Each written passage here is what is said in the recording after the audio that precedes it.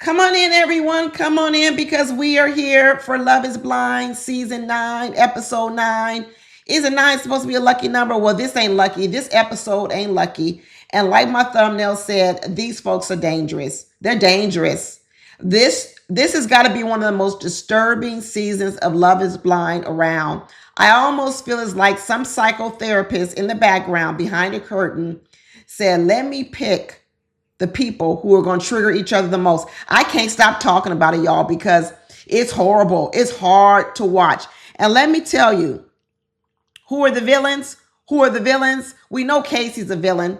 We know Casey's a villain. She got on here, was acting a fool all during the season. And now Patrick is coming back telling us even a more crazy story that this girl won't give back the ring. She said, I may not like the way you look, but I like the way this ring looks, and I'm going to keep it. I'm going to keep it. In fact, I wouldn't put it past Casey to take that same engagement ring back to that ex-boyfriend of hers, put it on her finger, and say, now, ex-boyfriend, you ain't got to buy me a ring because Patrick did. And now she's still going to try to get with that man who treated her like trash. That's who Casey is. Casey's dangerous. She's dangerous out here in these dating streets. And one of the things I have to warn people, everybody, the reason why you got to know what your triggers are and what your traumas are is so that you can guard yourself against the people. It's like defensive driving. You see, there's a whole lot of drunk drivers on the road, and Casey ain't the only drunk driver. We also got Annie. She's a drunk driver. And now for sure, I'm going to put KB in the bucket. Yep, KB is in the bucket of a drunk driver. And then we got other people out here on the road that ain't got no defensive driving skills, which are Patrick and also Edmund. None. No defensive driving skills. They already been in several accidents. They ain't learned how to avoid drunk drivers. And now they're getting out here getting run over. Annie, Casey, and KB, they're big trouble. They are big trouble. Annie came on here and then once again gaslit the hell out of Patrick. Talking about, I can't believe you went and proposed to another person. What are you talking about, Annie? You left without any regard to me. You didn't even say goodbye, which I don't know why you couldn't say goodbye.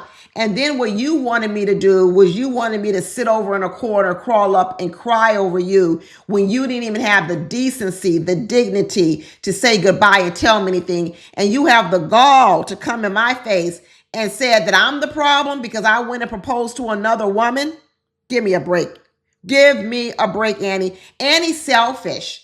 And her move to leave without calling anyone was selfish. The first person who peeped it out earlier on, it was Blake, because Blake asked her, have you ever ghosted anyone? And she said she did. I'm telling you, sometimes the past is a perfect representation of what's to come if that person has not recognized that their past behavior was wrong or they're not regretful of it. And when Anna, when Anna was telling her past story about how she ghosted someone, she said it with her chest. She didn't say it with any regret. That's how you know she still had it in her. And for her now to sit up here in front of Patrick's face and basically feed him a bunch of bull crap that he was the problem.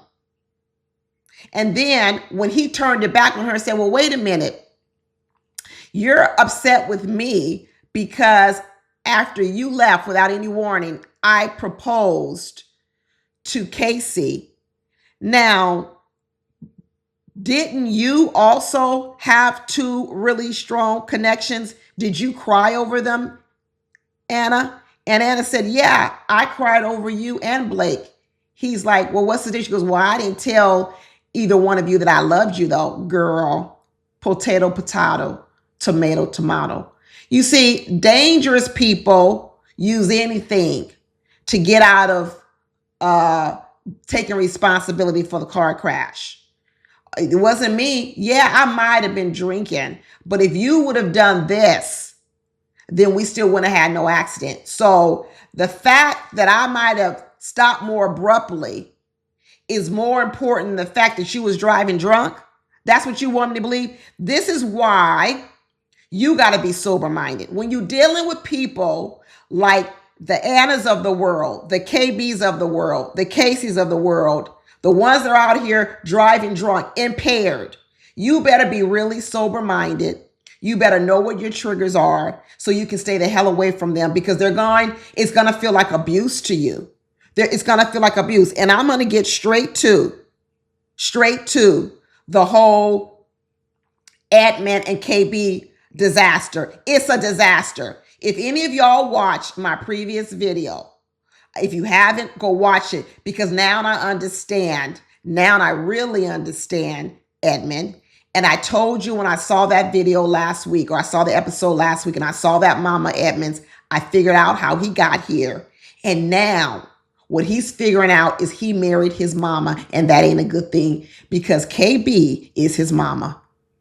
It's his mama. And he's getting traumatized all over again. But I'm going to play my introduction video. And then when I come back, I'm going to talk about Edmund and KB. We're going to just go right past that gross scene with Megan and Jordan eating a chicken breast shake with Crystal Light. That's gross. We're going to roll right past Megan deciding she going to ball out. She going to bling out. She going to sparkle Megan in Colorado.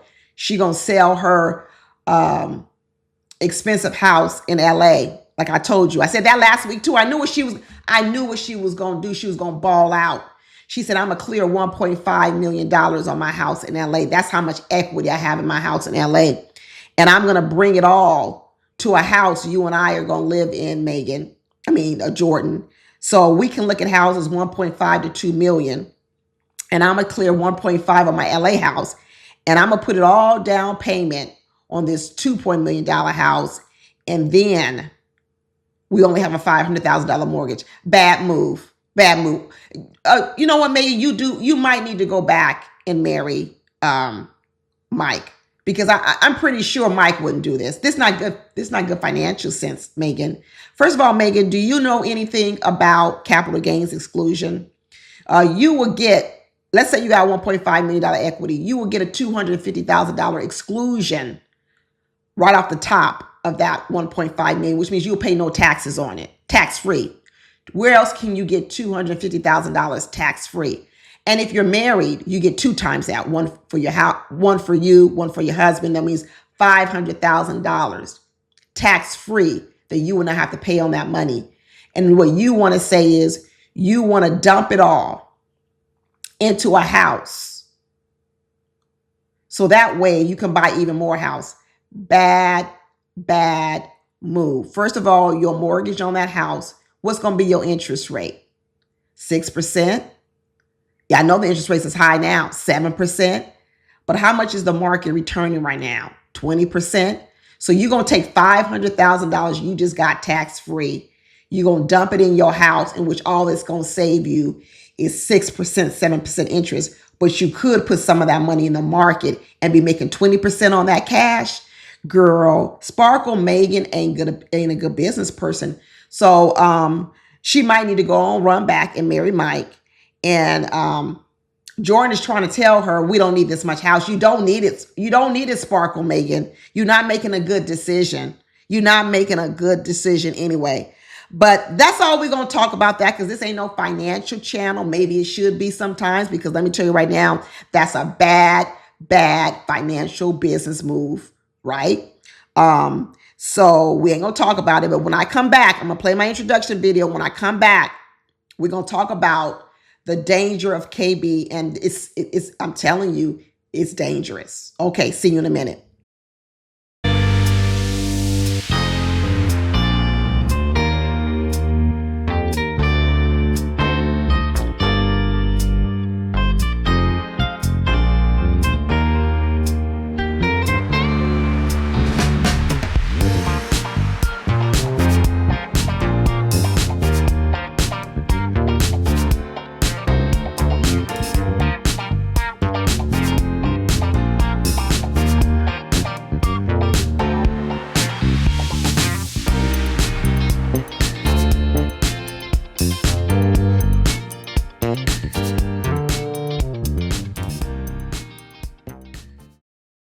Okay, we're back. We are back, and we're here to talk about the debacle, the craziness, the victimization of Edmund now by KB. What you got to now remember is KB is a whole social worker. So I remember everyone kept saying, KB, why are you choosing Edmund? We are starting to now see more and more why KB would choose an Edmund. KB originally came on this show talking about she wanted an alpha male. No, you don't. How many people think now that KB would pair well with alpha male? I know there ain't no one out there. If you still believe it, then you need help too.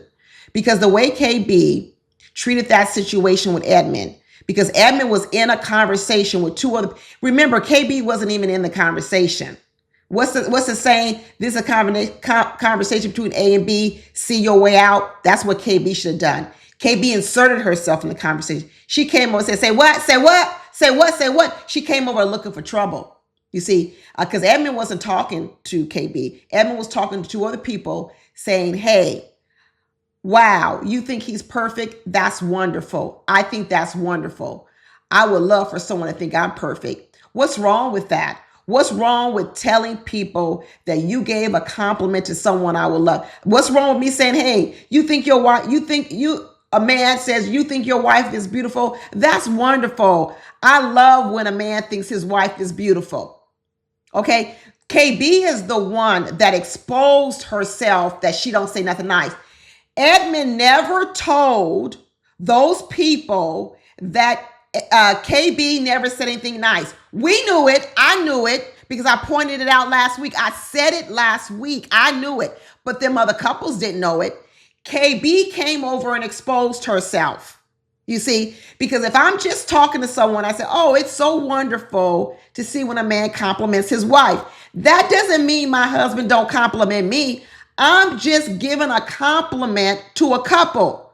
But here you had KB run over there. Say what? What did you say? And Emma's looking at her like, what? I'm just saying what I thought was nice, a compliment. No, now you trying to make it seem like I'm not perfect. Boom, there it is. You're trying to make it seem that I'm not perfect. Now we're getting to why KB chose Edmund.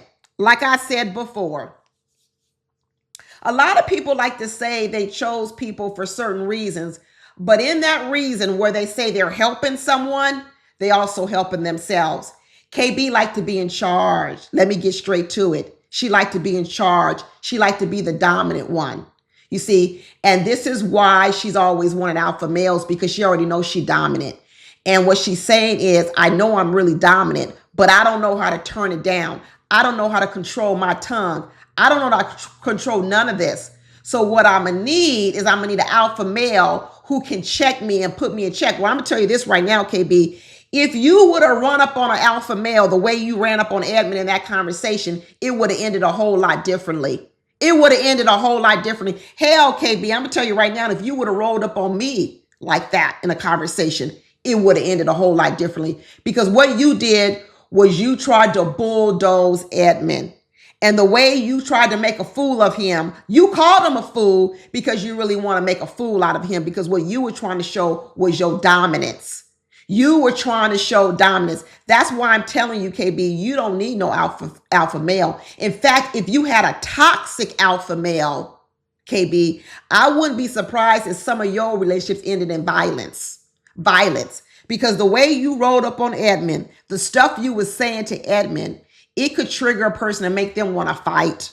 It really could. So you don't need an alpha male. No, you don't. What you need to do is you need to learn how to control yourself. You don't even need a beta male who's Edmund, because you run all over him. And this is what the sad part about it is, KB, is you trained in this area. You told us you're a trained social worker. You already know what Edmund is seeking. You know what he's seeking. You know he's seeking love. You know he's sensitive. You know he's tender. You know he's broken. And then what you use is you use this heavy hand on him, and you supposed to be a trained social worker. Nah, you doing it on purpose, KB. Purpose. You want to do what you want to do. It was hard to watch. It was really hard to watch. I can't believe KB showed up and showed out talking about you supposed to admire, don't compare. He did admire. He didn't ever say He didn't ever say you don't do it to that couple. But once you expose yourself, he said, well, you know what? You want to talk about it? Let's talk about it. You don't never give no compliments. You want to roll up on me, right? And make a scene because I complimented another couple, but now you want to talk about it. Well, now that you want to talk about it, let's get to it. Yeah, you don't give compliments just like my mama. That's what he should have said. He should have said, just like my mama, don't give compliments.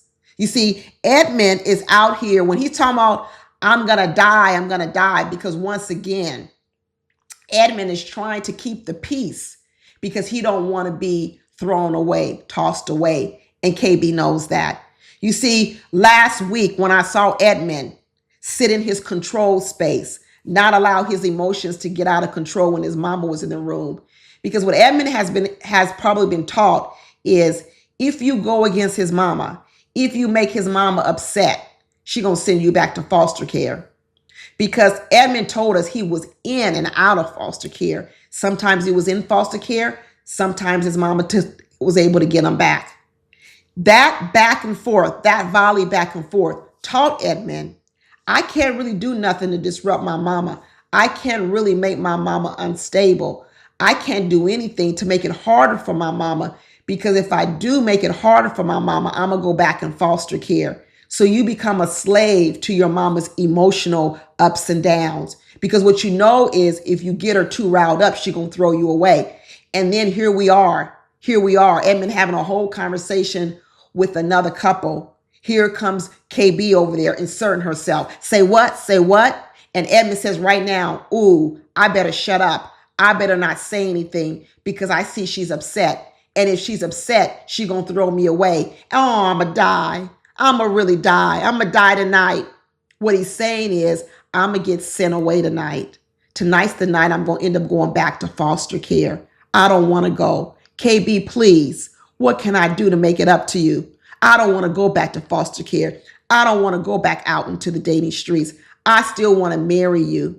And this man is begging and pleading. And what is KB doing? The trained social worker. You think she don't see none of this? You don't think KB don't see none of this? Nah, she sees it. She sees it. She calling this man a fool.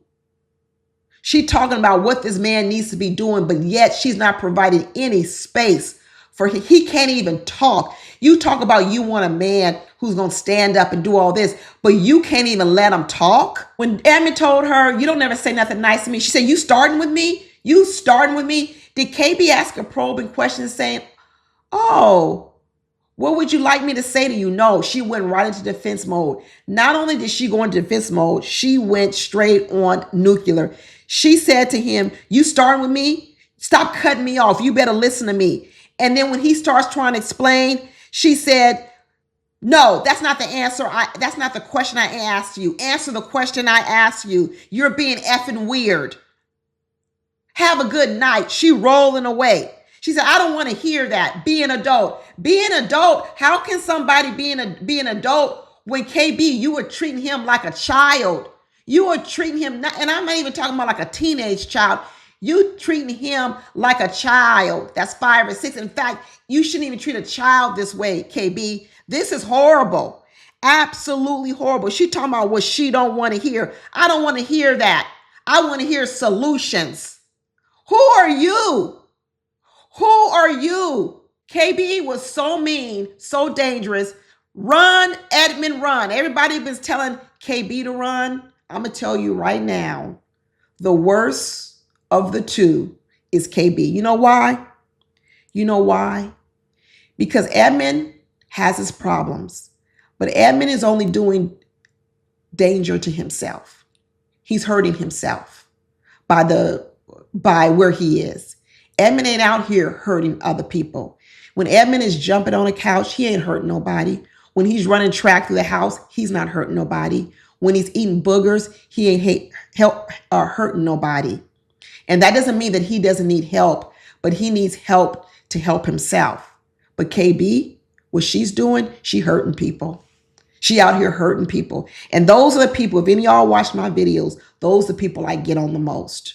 You know, I have more empathy for people who are hurting themselves, because then hey, we can concentrate on healing you so you're not doing so much danger to yourself.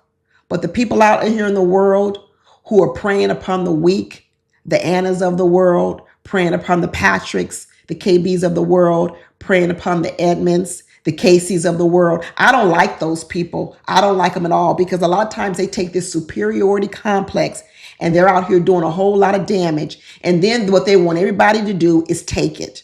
Take it. You need to be stronger to handle me. I don't need to change shit about me, but you just need to be stronger to handle me. They're the most dangerous. They're the drunk drivers out here driving and saying, well, you should get out my way. You should get out my way. I don't need to stop driving drunk. You need to be a defensive driver and get out my way. That's why I teach everybody. There's a lot of these people out here in the world, like the KBs, the KCs, the Annies. There's a lot of them. And that's why I'm saying they don't mind out here running around doing everything drunk in love, doing whatever the hell they want to do. But you better learn to stay away from them. Because if you don't learn to stay away from them, they're going to run you over. They're going to run you over. This was a very, very hard episode to watch. To watch now. Now, for Edmund to believe he found in KB love, sensitivity, softness, sweetness, all that stuff she was delivering up in the pods, only to find out that she comes out of the pods and she's basically his mama reincarnated. I said what I said. His mama reincarnated. Anyway, that's it, y'all. Talk to you later. Bye.